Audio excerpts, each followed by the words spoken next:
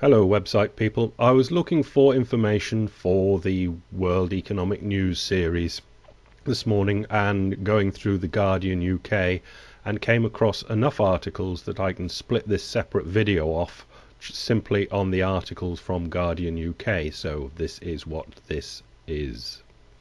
GaurdianUK UK business section. Today's Purchasing Managers Index for manufacturing was at its highest since it was launched in 1992, but even so, factory output has so far recouped only half the ground lost during the recession. Now that's taken out of one of these articles, and that is the good news that is mentioned in one of these articles. So we start with an article entitled "Cash-strapped Britons flock to discount stores Aldi and Lidl." I shop at Lidl every Thursday. It was the shopping trend that defined the recession. A mass exodus from supermarket giants such as Tesco and Asda to obscure German rivals Aldi and Lidl in an attempt to save money. Analyst Edward Garner said the food market was polarizing. This shows us that not everybody is the same and that both Waitrose and Aldi can grow at the same time. Waitrose, the Marks and Spencer type people are doing all right, and other people are in a recession and some are in a depression. Although the UK climbed out of the recession more than a year ago, retailers are seeing dramatic changes in spending patterns as the aftershocks persist.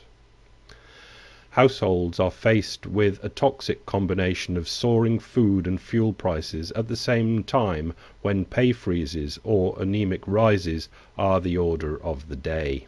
I'm sure that's not news for UK people. Next article, 70 months and counting. Reckless practices in the banking and oil industries are tying us together in what Ban Ki-moon calls a global suicide pact. The article, which is decent enough, finishes with this month, number 70 in this countdown for action on climate change, saw BP publish its latest industry standard projections of future fossil fuel demand and production.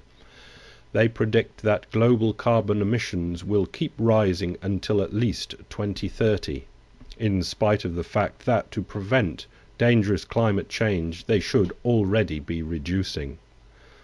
Presented in numbing pages of graphs and tables, this is the Global Suicide Pact, written invisibly into the world's economic model referred to by Ban Ki-moon.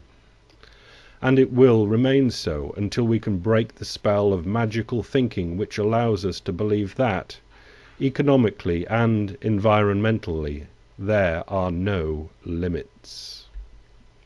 Next article, a crippled business department means crippled growth for Britain, by Ian Lucas. Last week we hear that banking proposals are being delayed yet again. In addition, the government has yet to propose ideas for growth, let alone implement them.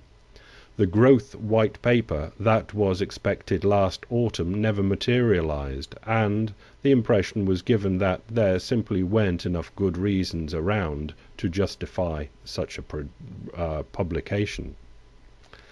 The government has failed to act quickly and efficiently in business matters. They have failed to improve bank lending to business. They have failed to deliver a plan for growth. They have failed to create credible organizations to support regional growth and jobs. They have failed to bolster the success of our public university system. Business is being let down. It is a tragedy that UK industry will suffer as a result. The final and main article, Pfizer exposes Britain's big fantasies. The timing could hardly have been worse for the government. Ministers were for once basking in some good news on the economy when the US pharmaceutical firm Pfizer announced it was closing its UK R&D centre in Kent, the plant that developed Viagra, and with a resulting loss of 2,400 jobs. R&D is research and development.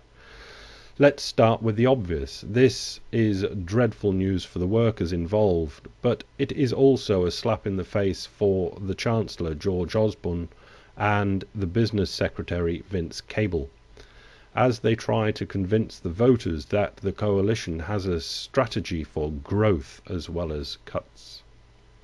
As the CBI noted last week, it is hard to spot one. For manufacturing, the plan seems to be to rely on depreciating currency to give British firms an edge in foreign markets and encourage import substitution in the UK. This works, but only up to a point. Import substitution is to do things like import and sell food type products via firms like Lidl and buy cheap Chinese crap to keep inflation down. Indeed, the Pfizer decision to close Sandwich exposes three big fantasies about UK's place in the global economy. The first is that Britain can do the stuff that requires brains while other countries do production.